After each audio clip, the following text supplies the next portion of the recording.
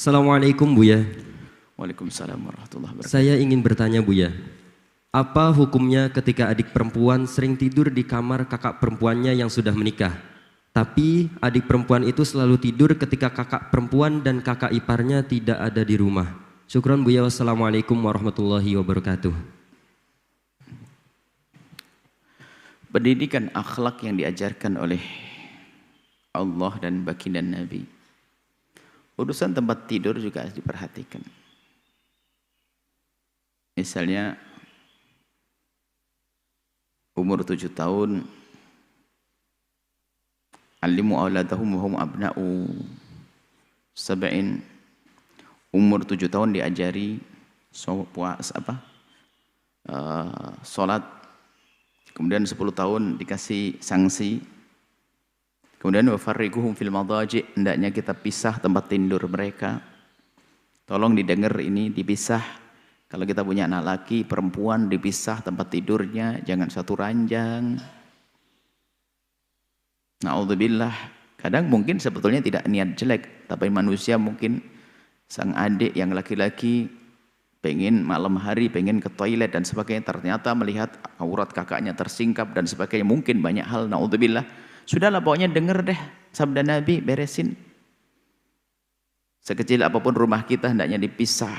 Anak putri rapat di dalam kamar, anak laki-laki mungkin saja digelar tikar di ruang tengah, nggak ada masalah. Jadikan kamar mandi kita sefakir apapun, semoga Anda tidak fakir sekali. Sefakir apapun, tolong kamar mandi itu ada kuncinya supaya tidak mudah tersingkap itu aurat, dan jadikan nomor 1 supaya tidak tersingkap aurat. Na'udzubillah, kalau terlihat aurat kadang na'udzubillah setan membisikkan.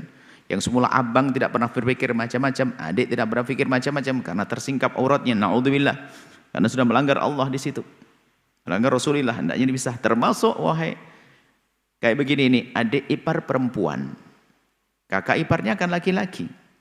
Seorang adik sering tidur di kamar kakak, tidak semestinya seperti itu wahai anak soleha.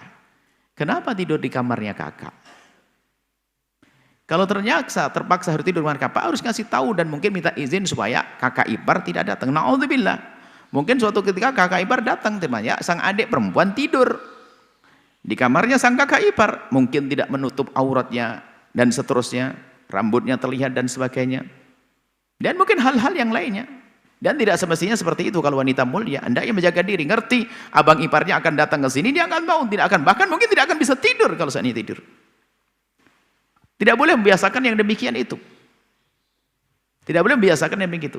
Kalau memang tidak ada kamar beneran, harus janjian dong. Mungkin kak, hari ini saya akan tidur di sini. Abang ipar di luar deh atau bagaimana.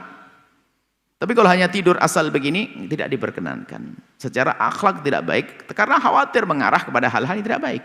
Sebab kalau orang tidur nggak akan sadar.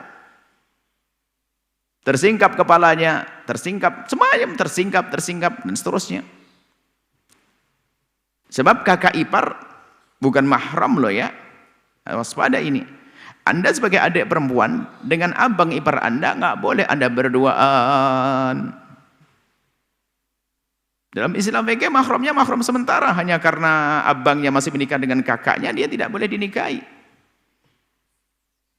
Urusan aurat sama tetap. Seperti tolong waspadai dalam hal yang semacam ini. Dan wahai wanita dimanapun Anda berada, hendaknya Anda itu mikir akan tidur di mana kira-kira. Jangan sampai Anda tidur yang sekiranya di situ bakal didatangi oleh laki-laki. Hendaknya Anda berpikir seperti itu. Pastikan tempat Anda aman dari jangkauan laki-laki yang bukan mahram bagi Anda. Bahkan urusan adik sendiri pun harus ada waspada, ada aturan. Adik laki-laki mau masuk kamar harus ada sopan santunnya.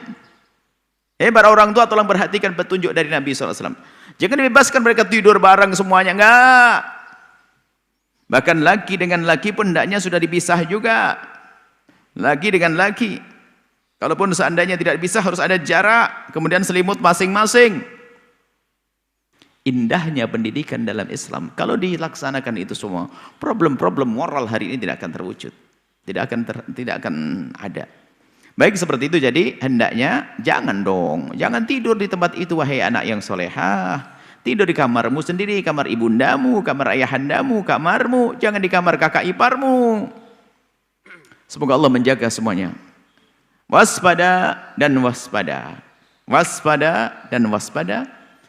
Itulah kemuliaan khususnya bagi wanita. Nuhibbukum fillah, kami cintai semua karena Allah. Wallahu a'lam bissawab. Setelah Anda menyaksikan video ini, jangan lupa berselawat kepada baginda Nabi Muhammad sallallahu alaihi wa alihi wa sahbihi wasallam.